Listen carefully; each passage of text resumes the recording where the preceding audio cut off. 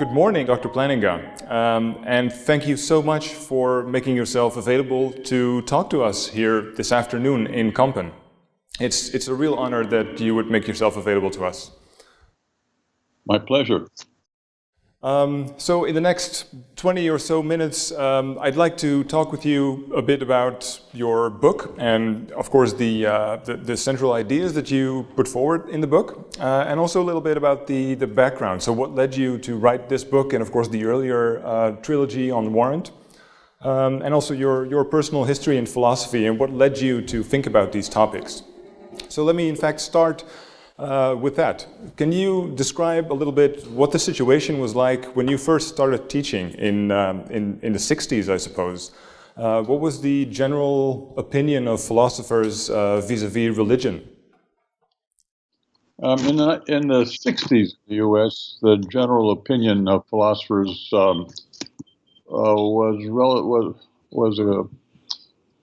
was mainly an attitude of contempt, as I can best put it, in the United States and also in Great Britain.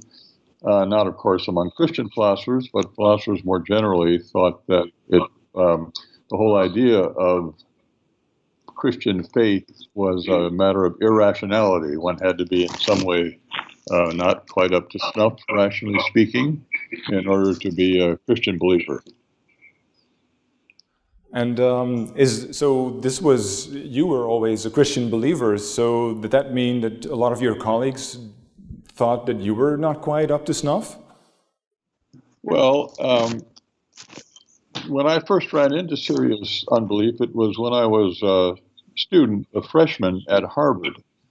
And a lot of my colleagues, other students did think that my beliefs were peculiar, strange, not quite they should be for a proper student at Harvard, and that was a fairly general idea in those days.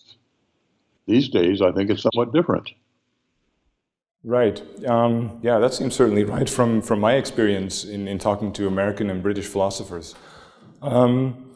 And so this situation that you found yourself in, is that when you first started thinking about the rationality of religious belief and its epistemic status? That's when I first started thinking about it. I was a freshman at Jamestown College, where my father taught, my first semester of college, at Alvin College, where he moved to for my second semester.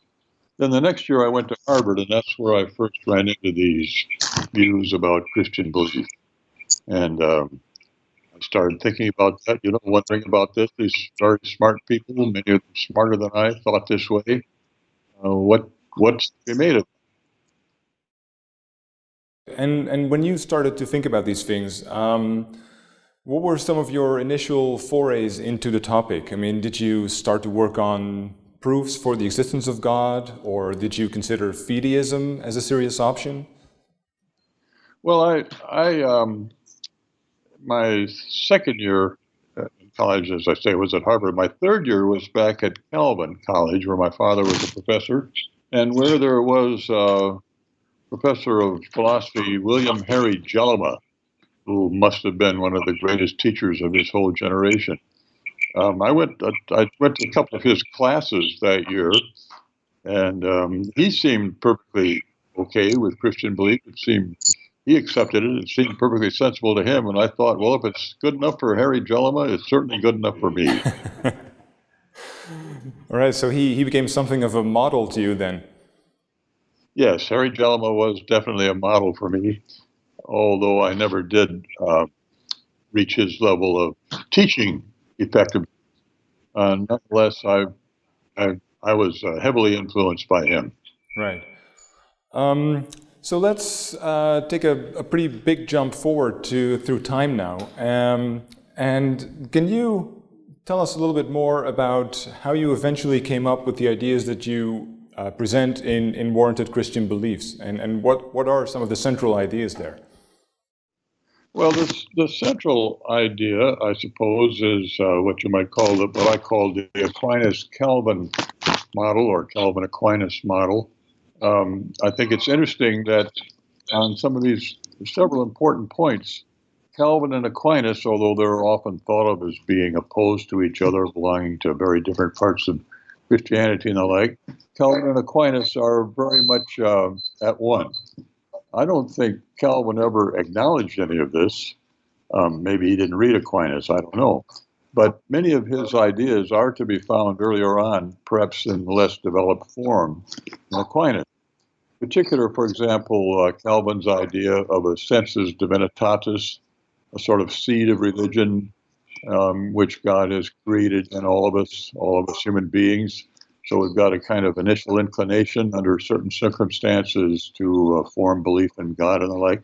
That idea is also found in Aquinas, although it's there only in a much more seed-like version than in Calvin's more fully developed version.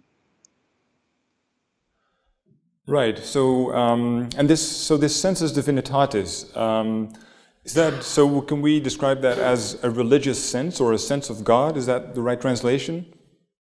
Yeah, a sense of God, a sense of God's presence, an inclination to see His hand in the world around us, an inclination under certain circumstances to feel His presence. If you happen to be a lover of mountains, as I am, then in the mountains, it seemed to me God was especially clear and the like. All of that is part of the sensus divinitatis, as Calvin thinks of it. Right. And so this is something that all of us have naturally? That's the idea. The idea is that we all have it naturally, although it can be squelched or held down, or on the other hand, it can be promoted and encouraged. So it's a natural condition, but it's not, you might say, an overwhelming condition. Right. And this is part of our natural cognitive endowment. Yes, that's the idea, right. And in Warranted Christian Belief, there's also a lot of talk of proper functioning in relation to our cognitive mechanisms. So what exactly is that? Well, our cognitive mechanisms, memory and reason, the ability to add and subtract, the ability to form inductive beliefs and the like, these are mental faculties, and they can fail to work properly, as they sometimes do. People sometimes go insane. Sometimes people lose their memories and the like. So there are these cognitive faculties which can work well or work ill. They are sort of like tools, you might say, intellectual tools of a certain kind with which we have been created. Right, and the same goes for the sensus divinitatis, I take it. Yes, that's also part of our cognitive endowment. And as I say, it can be encouraged and developed and nurtured on the one hand, but it can also be squelched. One can try to put God out of one's mind. For one reason or another, one might not want to think of God as observing everything you do, and passing judgment on it and the like of that. Try to shove it away, but it is there naturally. Right. And so what sort of beliefs does this sensus divinitatis produce in us when all is going well? Well, the sensus divinitatis produces in us, as I think of it, and as Calvin thinks of it too, it produces in us belief that there is such a person as God, someone who has created the whole universe, to whom we owe the universe, someone who has created us, someone who deserves from us worship and praise and obedience and the like of that. So the sensus divinitatis has to do specifically with belief in God, not with those parts, and not with what distinguishes Christians from other believers in God. Right, exactly. So the sensus divinitatis produces theistic belief, general theistic belief, we might say. Yeah, you could put it that way. Right. Yeah. So how does that, and what about specifically Christian beliefs then? Do they also arise in us through properly functioning cognitive mechanisms, and what are those? Christian belief is, as I think of it, is really a matter of faith. And faith is something that is granted to us or given to us or implanted in us. So it's not part of our native cognitive endowment in the way the sensus divinitatis is. It isn't something that it's something added onto that, something that is a result of God's specific activity in us and in our hearts. And what sort of activity is that? Well, it's often called the internal testimony of the Holy Spirit.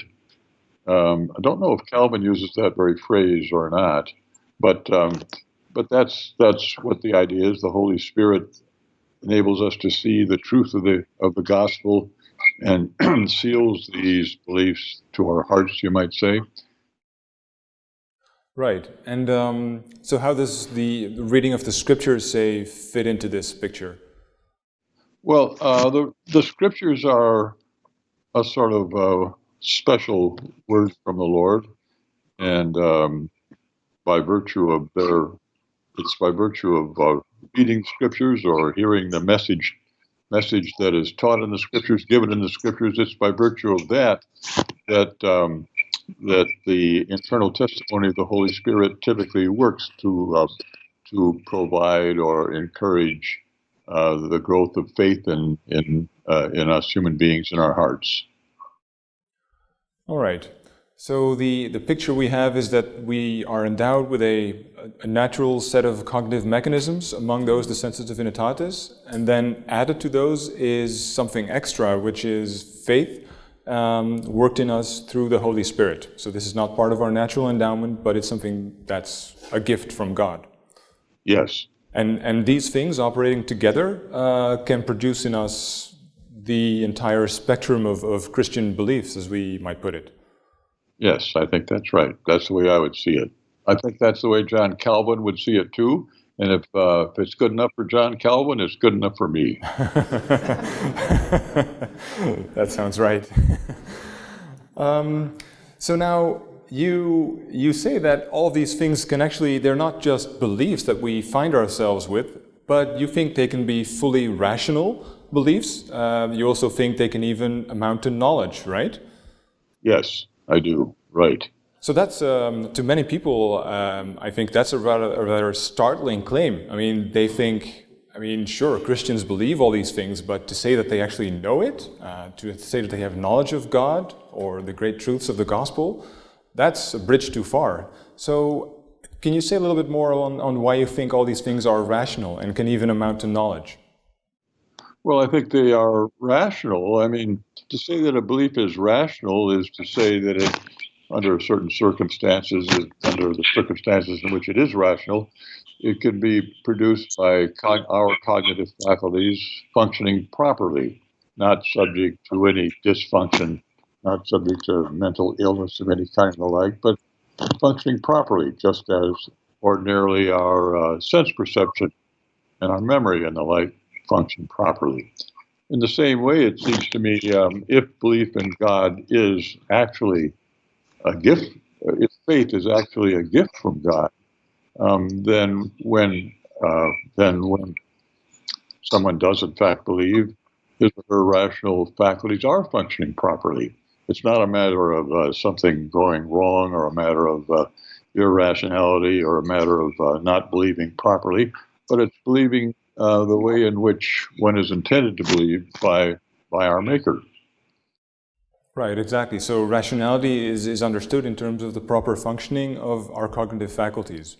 That's right. Exactly. Yeah. And when all is going well, then this too amounts to knowledge. Is that right? Yes. When it's going well and when there is sufficient strength of belief, then you have knowledge.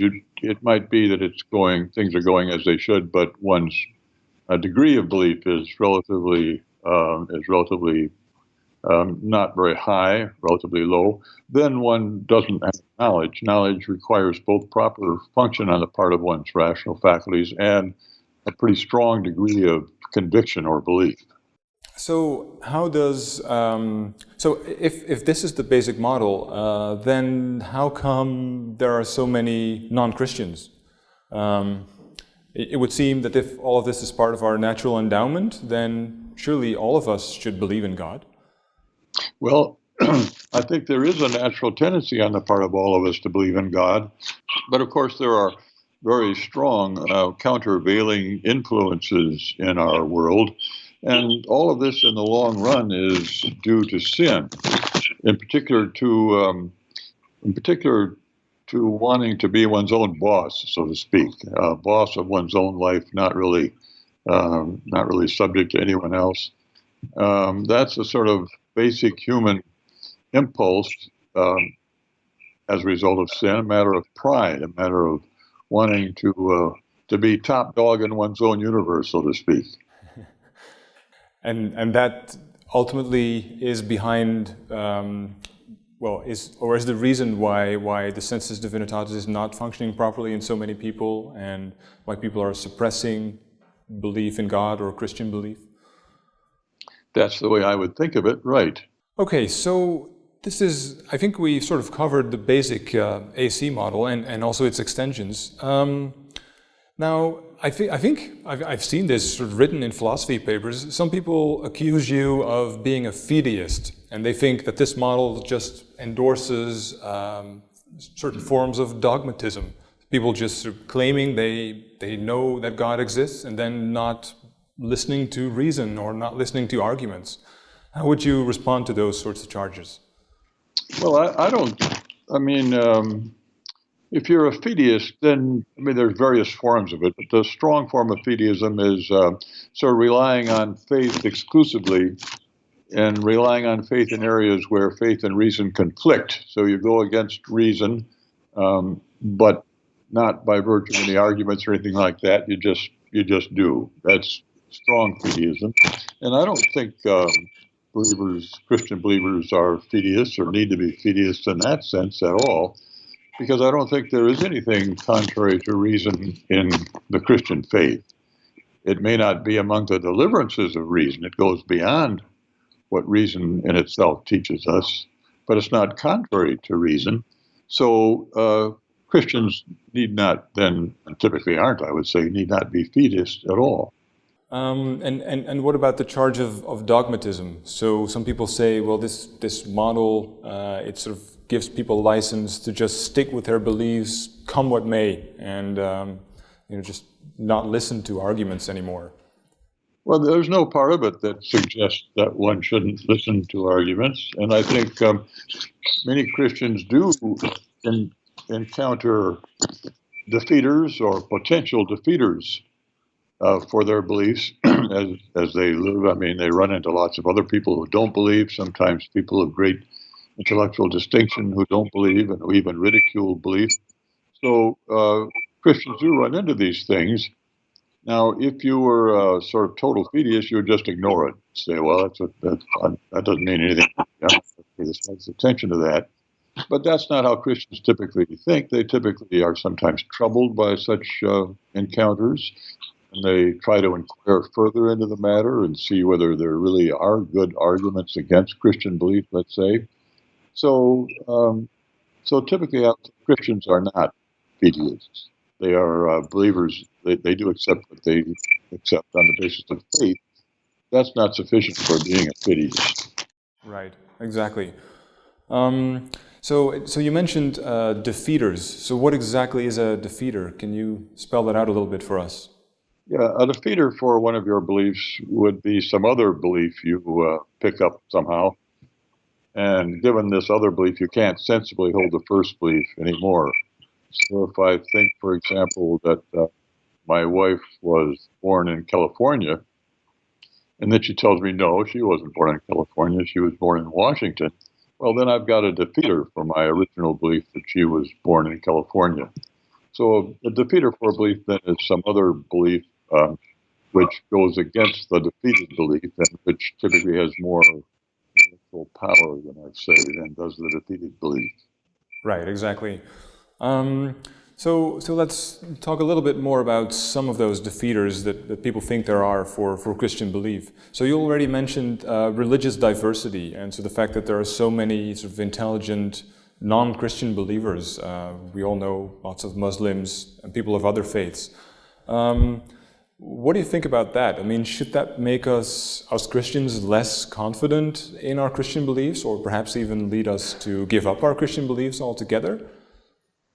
Well, I think it can, under certain circumstances, make it the case that one should believe less firmly.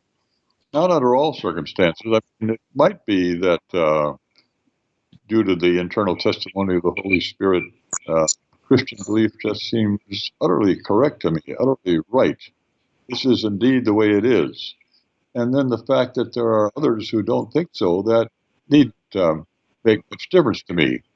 After all, no matter what you believe, there will be plenty of others who don't believe that. But that doesn't mean that all of your beliefs then have to be held really tentatively or sort of at arm's length or anything of the sort. Right, exactly. So you say, well, if endorsing that sort of policy would lead us to not believe lots of things anymore in other domains as well, perhaps morality and politics and science. Certainly. Yeah, certainly. Well, I mean, as you know, in politics we have all these wildly opposed beliefs, and if the fact that there was someone who didn't believe what you did meant that you had a defeater for that belief and should stop holding it, I guess we should all stop holding political beliefs, which seems a bit strong. You can say that, yeah. So have you, I wanted to ask a little bit more about the reception of your epistemological views in the AC model. So would it be fair to say that you convinced everyone? No, of course not. No, no philosopher has ever convinced everyone, nor even all other philosophers. That just doesn't happen. But there are quite a few people, I haven't tried to figure out exactly how many people have been convinced and how many people haven't and the like of that. But I do know that there are a lot of people who also think along these lines. Sometimes it's called reformed epistemology, and I am not the only reformed epistemologist. A reformed epistemologist, by the way, is not like a reformed second story man, someone who used to be an epistemologist but then learned better. That's not what a reformed epistemologist is. Rather, it's one who, broadly speaking, follows John Calvin and other reformed thinkers. Right, exactly. A lapsed epistemologist. So let's see. So one thing we're curious about is, so what good does the AC model do the ordinary believer, the proverbial ordinary believer? We never quite know who the ordinary believer is, but so is there any sort of use for non-philosophers here? Well, I don't think it's a very much use for people who don't raise the question or don't hear the question raised about the propriety or rationality or sensibility of Christian belief. An ordinary believer might very well never, say my grandmother or grandparents, encounter any objection to Christian belief, may never try to think about, how does all this happen? I mean, for such a person, I don't think this AC model would be of much use. The AC model is of use in particular when you think about objections to Christian belief, claims that it's not rational, not sensible, not what a sensible person ought to believe in this modern world, and the like of that. Right, exactly, and so this is helpful to the ordinary believer in the sense that she can sort of see how Christian belief might be perfectly okay, rational, epistemically in good order. Yeah, although an ordinary believer might not be inclined to even raise those questions. I mean, my grandparents were all Christian believers. I don't think they ever thought about questions of that sort, or questions that philosophers raised or objectors to Christian belief, people of that sort. Right. So one other thing I wanted to ask about. So there's a long tradition in Christianity of thinking of arguments for the existence of God or proofs for the existence of God. Do you see any role for these things? And do they have a role within the AC model, or are they useless in your view? Well, I don't think Christian or theistic belief requires argument. It's not that you can only rationally accept belief in God if you do so on the basis of some argument, but they might nonetheless be useful as confirmations or helps or something of that sort. Thomas Aquinas, who Calvinists generally don't think highly enough of, Thomas Aquinas produced these arguments, he's famous for these arguments, but he also thought that Christian believers, many of them just believe without argument, and that's perfectly okay. But the arguments can be of use by way of confirming one's beliefs, or if they're challenged, they can be of some use in repelling the challenges, that kind of thing. Right, exactly. So they can actually sort of work together with the sensus divinitatis, maybe in that way. Certainly. Right. So maybe you can sort of, in closing, say a bit more on why you think it's. I mean, so I take it that for you it's an important point that Christian belief does not need to rely on arguments or explicit evidence. So in that sense, we might think you are sort of a supporter of the ordinary believer. Would that be fair to say? I mean, is that a fair characterization of your views? Yes, I think the ordinary believers are entirely sensible, entirely within their intellectual, rational rights in believing as they do. And if one had to believe on the basis of arguments, then that wouldn't be true. I mean, most believers don't really know any such arguments, and in any event, these arguments they're not wholly probative. They're pretty good arguments. Arguments in general aren't really great for things of this sort, but they wouldn't provide the level of belief or trust Christian believers actually have with respect to the existence of God and the truth of the whole Christian story. Right, exactly. So these arguments would never be enough to support the firmness with which a lot of people hold their Christian beliefs. Right, and the firmness with which it's, I would say, perfectly appropriate to hold Christian belief. Yes, exactly. Good. So I think we're out of time now. So I want to take this opportunity, and I'm speaking, I think, on behalf of all of us here in the audience. A lot of people are nodding, so I think they agree with me. And I want to say that we're extremely thankful that you were willing to give this interview here for us. And it looks like a lot of people will be buying the book. They certainly, they're again nodding. And I'm sure the publisher will in fact send a copy your way as well. So you can at least look at the pictures in it maybe, or practice your Dutch a little bit. I can read a little Dutch, so. Okay, so thank you very much. Have a good day and goodbye. God bless.